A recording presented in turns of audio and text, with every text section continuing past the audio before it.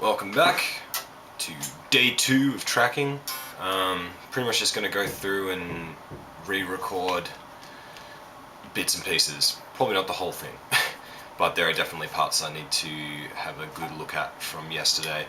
Generally speaking, when you're tracking for hours on end, you tend to get tired and your ears tend to get tired and you tend to get a bit lazy, which is exactly what I did yesterday. So I'm gonna have to look at a few bits and pieces and sort them out before I keep going. The thing that you tend to notice when you're tracking as well are things that you wouldn't normally notice when playing, like for example changing between chords. You might have really awkward gaps that you didn't notice that you were making when you were playing it, and there's one in here that's really awkward, which I need to sort out. Let's see if I can find it.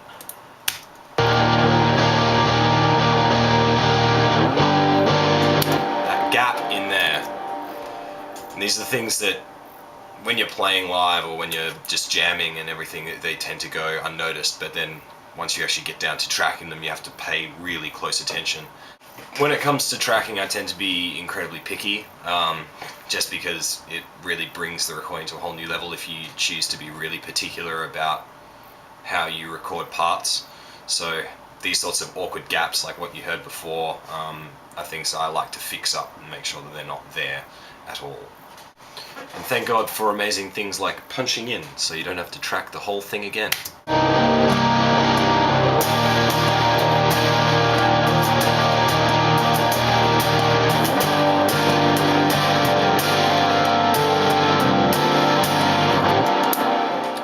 Alright, so yesterday wasn't exactly one of my most productive days. I just pretty much finished off just all of the rhythm stuff to make sure that it's all pretty tight. So today I'm going to be basically just working on leads. I've already got a few ideas I've already worked on. I'm going to talk a bit more in detail about this element of the music that I write, because I think that it's what separates my music from a lot of other people's music, in the way that I layer a lot of small ideas to combine into a bigger sound. So I'll go through in more detail about how I do this. Alright, so here are the 2 lead ideas that I've written. I'll show you how it sounds without them first, just to give you an idea as to how they contribute to the overall sound, and then I'll solo them as well. I'll probably end up adding more, I don't know at this point, I guess we'll see what happens, but here's how it sounds without the leads.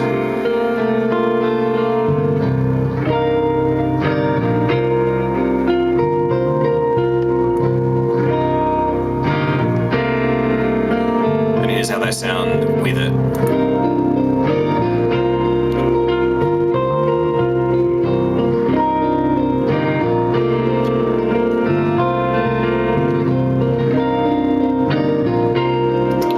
So it just adds that little bit of extra depth, and the 2 leads on their own sound like this combined.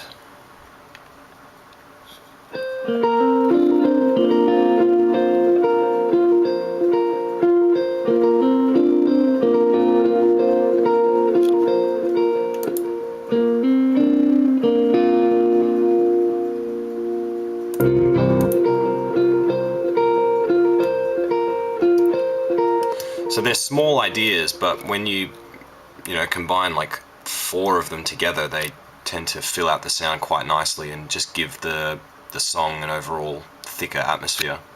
One of the other keys to doing this sort of almost kind of like minimalist approach to writing leads is repetition. I find that having a repeated rhythmic figure is really actually kind of catchy, even if it's only 3 notes repeated in a line. Like,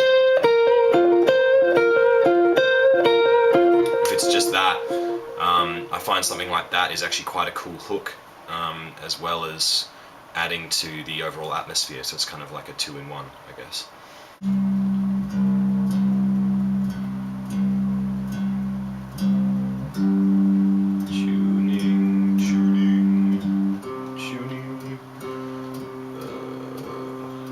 Bane of my life.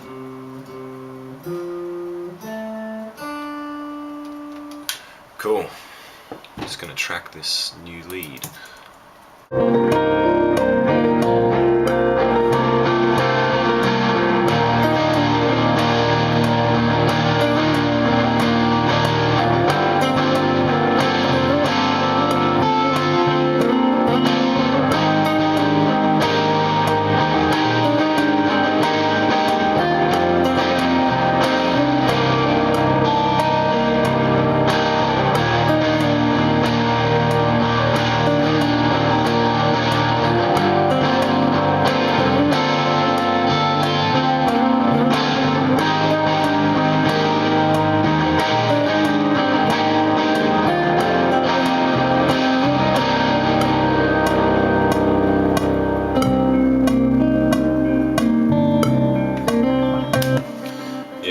I may redo that.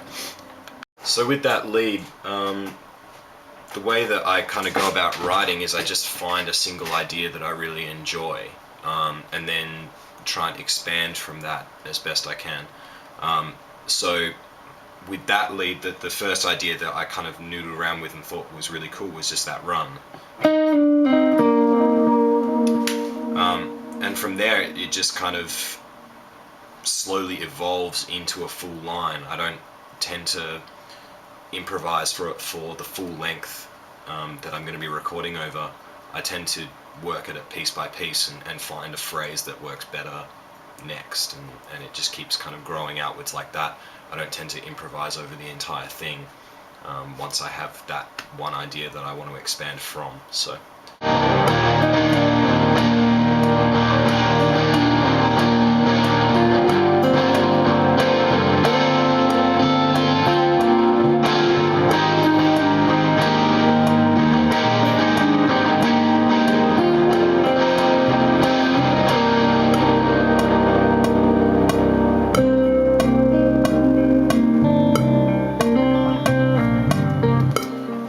One effect that I really enjoy as well is when you have a chord progression that's kind of going on underneath and the lead maintains the same three notes, because it's kind of cool to see how those three notes change feel when you change chord underneath.